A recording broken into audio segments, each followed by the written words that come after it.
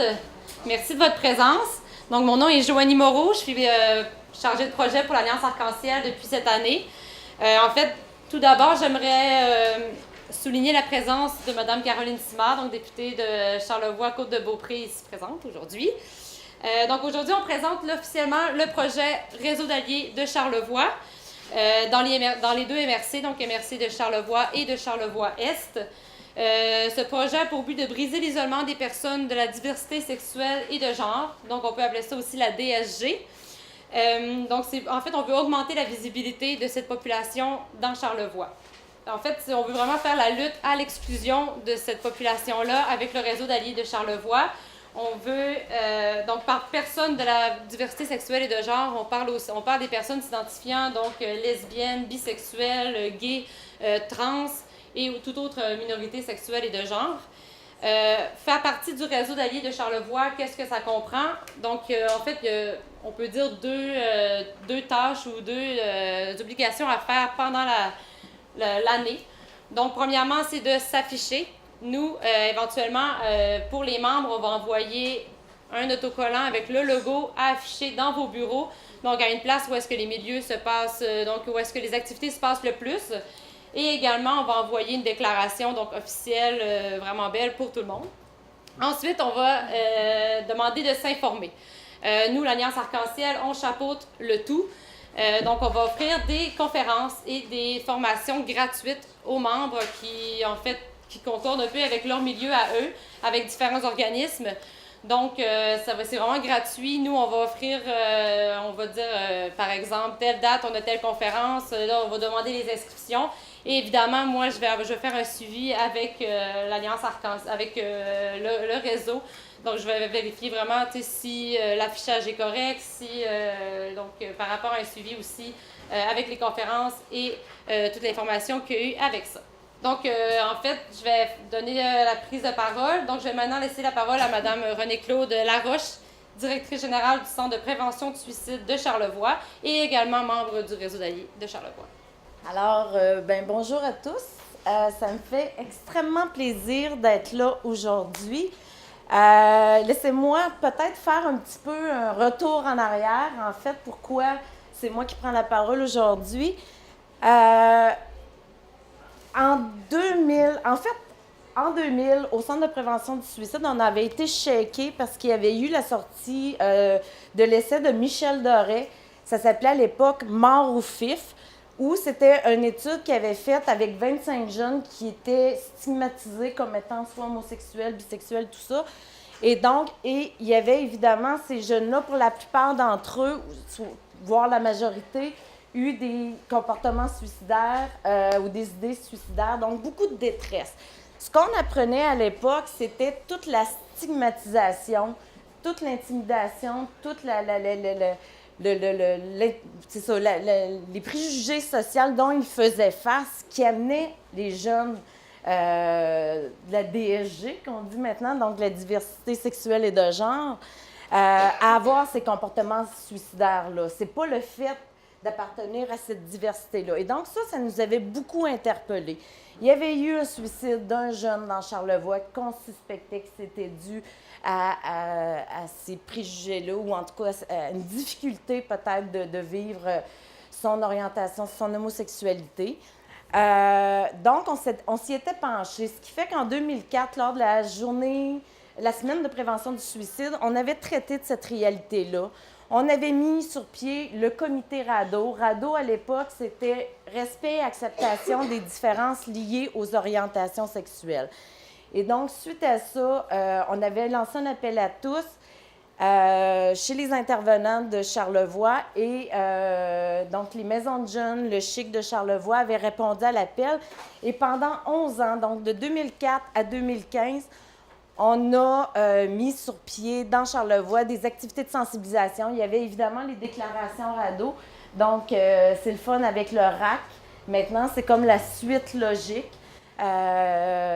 Donc voilà, au-delà des déclarations RADO, il y avait plusieurs activités de sensibilisation qu'on faisait pour justement travailler à démystifier puis à défaire les préjugés auprès des gens de la diversité sexuelle et de genre. Malheureusement, on n'était pas financé. Je pense que chacun, c'était pas la mission première de nos organisations, ce qui fait qu'en 2015, on a mis fin aux activités du comité RADO. Donc, quand il y a à peu près un an de ça, Louis-Philippe m'a interpellé pour nous présenter le projet d'Arc-en-Ciel. Bon, c'était plus ou moins défini à l'époque. On l'a défini ensemble avec plusieurs autres acteurs de Charlevoix. C'est vraiment avec enthousiasme qu'on a accepté. Pour nous, pour nous, au Centre de prévention du suicide, c'est clair qu'on est content qu'il y ait des actions qui se fassent, qui se poursuivent, qui est la poursuite de RADO pour nous, parce que encore aujourd'hui, les jeunes sont 13 à 14 fois plus à risque de poser des gestes suicidaires. Je pense que ce qui est intéressant avec le RAC, c'est aussi de vouloir qu'il y ait le plus de milieux possible qui s'affichent, qui s'informent et faire en sorte que les jeunes aient des modèles, aient des lieux et que, contrairement à RADO, qui était respect et acceptation, je pense c'est déjà dépassé. On n'est plus dans le respect, on n'est plus dans l'acceptation, on est dans l'inclusion. Moi, je rêve d'une société où l'identité sexuelle et de genre fera partie d'un trait de personnalité au même titre que la couleur de cheveux. Pour moi, ça n'a pas de sens qu'on fasse des différences là, liées à ça. Donc, je suis vraiment contente. En fait, je voulais dire quelque chose. J'étais là, il me semble que je voulais dire autre chose. J'invite tous les gens, personnellement, qui ont signé à l'époque la déclaration RADO, de refaire l'exercice. Les gens ont changé, donc de se re-questionner. C'est pas de signer pour signer, mais c'est de moi, dans mon milieu, qu'est-ce que je suis prêt à faire, que je suis prêt à passer comme message, des comportements à ne pas tolérer. Donc, j'invite vraiment tous ceux du comité qui ont signé à l'époque la déclaration RADO de refaire. C'est vraiment la suite logique de ce qu'on avait amorcé. Donc, un gros merci à Alliance Arc-en-Ciel de poursuivre et d'aller plus loin, je l'espère. Alors, bonjour à toutes et à tous. Je vais dire d'entrée de jeu que je partage le même espoir pour notre société, qu'elle soit inclusive également, mais qu'on puisse aspirer à se respecter toutes et tous, peu importe les critères de société, peu importe effectivement les critères physiques que parfois on impose dans cette même société et les perceptions qu'on peut avoir, souvent des préjugés qui ne sont malheureusement pas fondés, mais qui peuvent énormément causer de tort à la population en général. Alors, je suis heureuse d'être ici parmi vous aujourd'hui pour le lancement du réseau d'alliés de Charlevoix dans la MRC de l'Est et de l'Ouest à la fois. Je dois vous dire que cette initiative-là, pour moi, elle a été intéressante dès le départ. C'est dans un cocktail que j'ai rencontré un membre de l'Alliance Arc-en-Ciel de Québec qui m'a parlé d'un projet qui touchait la région de Charlevoix. Et j'ai invité cette même personne à venir me rencontrer au bureau et à me présenter le projet lui-même, projet que j'ai appuyé par la suite. On avait eu une belle discussion, la lettre a suivi rapidement. Donc, pour moi, c'était une évidence que je devais me joindre à cette initiative-là, l'appuyer et reconnaître le travail fait par Arc-en-Ciel à Québec. J'ai d'ailleurs déjà participé à des événements et je sais à quel point vous êtes respectés et que votre rôle est essentiel dans notre société québécoise en ce moment. Donc, il s'agit d'un événement qui est important puisqu'il concrétise un désir des partenaires de concerter leurs actions afin de développer des initiatives structurantes, des initiatives qui répondent à nos réalités régionales parce que nous en avons des réalités régionales et nous devons nous en occuper et nous en préoccuper. D'ailleurs, je profite de l'occasion justement pour souligner l'engagement de l'Alliance Arc-en-Ciel de Québec qui maintenant touche aussi Charlevoix. D'ailleurs, soulignons que dans l'Alliance Arc-en-Ciel, on a des gens de Charlevoix donc qui portent notre région évidemment en leur cœur et le démontrent également très bien. C'est un engagement social que je félicite car il célèbre la diversité, il encourage l'égalité sociale également, peu importe l'orientation sexuelle et l'identité de genre. Il est essentiel d'affirmer donc notre fierté quant à l'égalité à laquelle nous aspirons, le respect de l'autre et le respect de sa différence également. Et c'est pourquoi le gouvernement donc, est heureux, donc fier de soutenir cette réalisation de ce projet qui s'inscrit dans le programme Lutte contre l'homophobie du ministère de la Justice du Québec. Et je crois qu'on devait y avoir une personne ce matin qui serait présent avec nous, mais finalement, au nom du ministre lui-même, je dois vous dire que ça va de soi également de contribuer à la réalisation de ce projet. Et vous pourrez m'interpeller aussi souvent que vous le souhaitez. Je suis membre donc du réseau. J'ai complété mon formulaire ce matin et ce sera vraiment une fierté pour moi d'afficher le logo et de participer à des activités qui démontreront que tous, on doit s'en préoccuper et c'est qu'ensemble qu'on arrivera à enfin lutter contre quelque chose qui ne devrait même pas exister dans notre société en 2017. Alors, merci beaucoup. Félicitations pour l'initiative. Merci beaucoup, Mme Simard. Donc, on va terminer la prise de parole par mon directeur général, Louis-Philippe Tremblay. Bonjour, merci beaucoup d'être là, de voir qu'il y a beaucoup de gens qui sont déplacés, qui sont des partenaires ou même pas du tout des partenaires. Tout ça, moi, je trouve ça vraiment bien, ça me fait chaud au cœur. C'est vraiment intéressant parce qu'on travaille fort sur des projets comme ça pour que ça se réalise. Puis là, ça se réalise c'est très tangible. Moi, je vais faire un petit pont entre ce qui a été dit là, sur RADO et maintenant, dans le fond. Je vais vous présenter l'Alliance Arc-en-Ciel de Québec, qui est un organisme donc, de lutte à l'homophobie et la transphobie, mais plus que ça, de défense de droits de la communauté, donc de la diversité sexuelle et de genre. Et qu'est-ce qu'on fait? On fait plusieurs choses, des événements soit de conscientisation, des événements culturels également, comme la Fête de la Fierté qui est à Québec, la Fête Arc-en-Ciel. Et on fait aussi des projets comme ceux-ci de plus en plus. Ça, c'est ce que je veux souligner. On essaie de plus en plus d'avoir des projets qui sont structurants, comme ça a été dit, puis aussi de sortir du centre-ville de Québec, car on est un organisme on veut prendre notre place un peu plus dans la région de la capitale nationale. Puis, juste quand j'ai fait ce petit appel-là pour qu'on puisse parler là, de RADO, qu'est-ce qui s'était passé pour qu'on puisse travailler sur le RAC, j'ai vu tout de suite qu'il y avait des besoins en région rurale. Et ça, je veux le mentionner. C'est pas nécessairement parce que par exemple, les régions rurales sont plus... Il y a plus de gens homophobes ou il y a plus de gens qui n'acceptent pas ça. Vraiment, ce qu'on veut briser, nous, c'est l'isolement des personnes de la diversité sexuelle et de genre. Pourquoi l'isolement? C'est démographique à la base. Il y a moins de personnes de cette diversité-là dans la région de Charlevoix sur un plus grand territoire. Donc, c'est plus difficile de se rencontrer puis d'avoir des modèles positifs dans son entourage. Donc,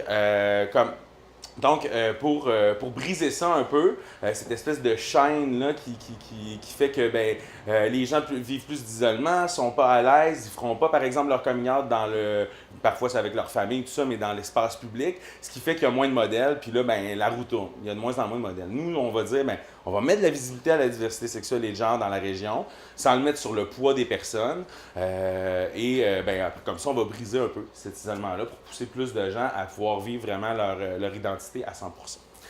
C'est ça. Et je voulais aussi remercier aujourd'hui, on a déjà maintenant 11 membres du RAC. On commence évidemment à prendre des membres et je voulais les nommer. Je vais les inviter ensuite, par la suite, je vais les nommer, puis ensuite, je vais tous vous inviter les représentants des organismes à venir, puis on va prendre une photo de groupe. Donc, évidemment, René-Claude Laroche, qui est également membre du comité d'action. Donc, le comité d'action, c'est un peu le comité qu'on a formé dans Charlevoix pour avoir du feedback sur le terrain. Et qui est aussi, qui est membre pour le Centre de prévention au suicide de Charlevoix. Cassandre Lessard, qui est coordonnatrice et animatrice intervenante à la Maison des Jeunes, la Baraque des Éboulements, mais qui représente également Forum Jeunesse Charlevoix-Ouest et le groupe Action Jeunesse de Charlevoix. Julie Desbiens, directrice par intérim du service pour hommes impulsifs et colériques de Charlevoix, donc plus communément appelé le CHIC. Alexandra Gosselin, intervenante du volet jeunesse de Vision d'espoir de sobriété de Baie-Saint-Paul. Marilyn Tremblay, qui je crois est dans la cuisine, on ira la chercher tout à l'heure, qui est présidente du conseil d'administration et membre travailleur et membre fondateur du Mousse Café, ici. Donc c'est pour ça qu'on s'est rejoint ici, chez un de nos membres, évidemment. Et qui sont absents, peut-être qu'il y a d'autres absents aussi dans ce que j'ai nommé. Il y a la Maison des Jeunes Esperado Notre-Dame-des-Monts, le Centre Femmes au pluriel aussi, et le Centre d'aide et de lutte contre les agressions à caractère sexuel, le CALAC, donc dans Charlevoix. Et évidemment, les bureaux de circonscription de Mme Caroline Simard, ça vient de se confirmer. Voilà.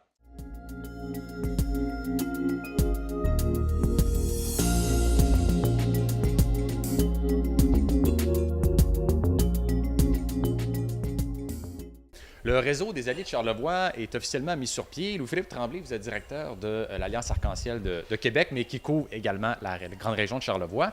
Le réseau des Alliés de Charlevoix, pourquoi c'est important de le créer? D'abord, commençons par le définir. C'est quoi exactement ce réseau-là?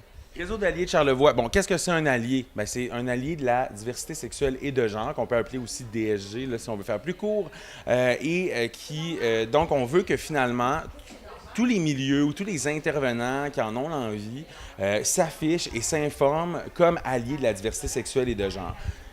Comment on fait ça? Bien, soit on va s'afficher puis comme étant ouvert à la diversité sexuelle, on va développer des outils donc pour que les gens puissent s'afficher, que ce soit virtuellement ou dans les lieux physiques. Et le côté de s'informer, nous, on va aider à organiser ou on va organiser des activités d'information qui peuvent aller vraiment de la formation très concrète pour des intervenants jusqu'à la conférence, tout simplement, sur un sujet qui touche la diversité sexuelle et de genre. Puis, on invite, dans le fond, chacun des membres, soit avoir un employé ou une personne qui représente chacun des organismes et des milieux à venir participer à une de ces activités-là dans l'année. Donc ça, c'est un peu les obligations qu'on va demander. Donc, on veut que les gens poussent un petit peu plus loin leur réflexion puis qu'ils aillent s'informer sur cet enjeu-là, plus que de seulement, par exemple, mettre un drapeau de la fierté dans la fenêtre de son entreprise, par exemple. Parce qu'il y a un problème, du moins il y a une situation sous-jacente en Charlevoix qui nécessite d'être corrigée ou aidée, c'est ça? C'est pas spécifique à Charlevoix et ce qu'on veut rappeler, c'est pas que la région de Charlevoix, par exemple, est plus homophobe qu'une autre région. C'est vraiment parce que ce qu'on a observé, puis nous, c'est en faisant des recherches un peu documentaires sur le sujet, c'est que les gens de la diversité sexuelle et de genre dans les régions rurales ont un enjeu démographique qui est un peu plus spécial, un peu comme toutes les minorités là, qu'on va appeler. Dans le fond, c'est qu'il n'y a pas de masse critique pour vraiment former une communauté. Puis, les personnes de la diversité sexuelle et de genre vont manquer de modèles dans leur milieu proche, dans le fond. Donc, d'autres personnes qui vivent la même chose qu'eux. Et à ce moment-là, ce que ça peut créer, c'est un isolement. Puis c'est vraiment ça qu'on veut, c'est vraiment ça qu'on veut lutter puis qu'on veut éradiquer, cet isolement-là. On veut démontrer finalement que la diversité sexuelle et de genre, ça peut se vivre n'importe où. Le milieu n'est pas nécessairement plus fermé, c'est juste que comme il y a moins de personnes, c'est plus difficile de le présenter un peu là, dans l'espace public.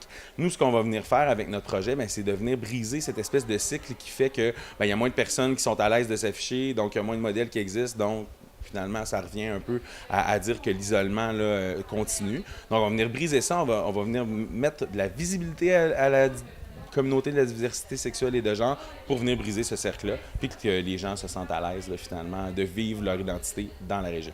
Est-ce que le but, c'est d'avoir des intervenants ou des lieux publics où ces gens-là peuvent s'afficher? Parce qu'on s'entend, là, le but, c'est que ces gens-là puissent s'afficher sans honte jusqu'à un certain point, puisqu'ils sont peut-être tout seuls dans leur milieu, c'est ça? C'est vraiment tout le monde. En fait, on invite tous les milieux. Puis c'est pour ça qu'on le nomme comme ça, milieu ou intervenant. Donc, donc les milieux, évidemment, ça peut être les organismes communautaires qui ont des gens qui viennent qui ont une clientèle, en fait, clairement, mais ça pourrait être une entreprise à qui ça tient à cœur. Puis l'entreprise peut l'afficher, oui, pour la clientèle, mais aussi pour les employés. Parce que on passe le 3/4 de notre temps dans le milieu de travail, autour de la machine à café, qu'est-ce qu'on raconte? Ah, ce que j'ai fait en vacances, tout ça. Bien, il y a là certaines personnes qui vont dire, bien là, moi, j'étais avec ma blonde, ils ne seront pas à l'aise, par exemple, une femme, là, évidemment, dans le cas d'une femme lesbienne, par exemple. Ah, bien là, j'étais avec ma blonde, ils ne seront pas nécessairement à l'aise, mais du moment que le milieu de travail est ouvert, tout ça, bien là, ça peut débloquer cette chose-là et cette hésitation-là, qui n'est pas nécessairement portée par le milieu, mais qui est portée par la personne, bien, peut être éradiquée par une chose aussi simple que de mettre un logo là, dans les lieux du travail. Le fait qu'on a encore une lutte contre l'homophobie en 2017, peu importe la situation des gens, est-ce que ça a été un facteur pour vous de dire on embarque là-dedans pour justement pour lutter contre ça?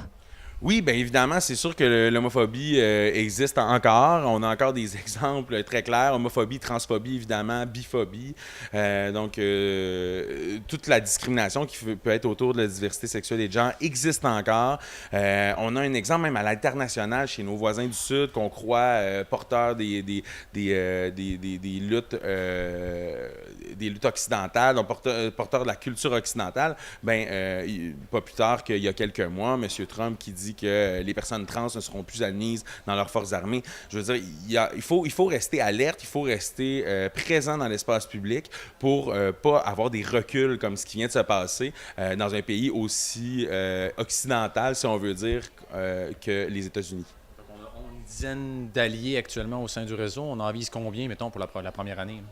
Nous, on met nos objectifs le plus haut possible. On aimerait en avoir une centaine. Je crois qu'on va...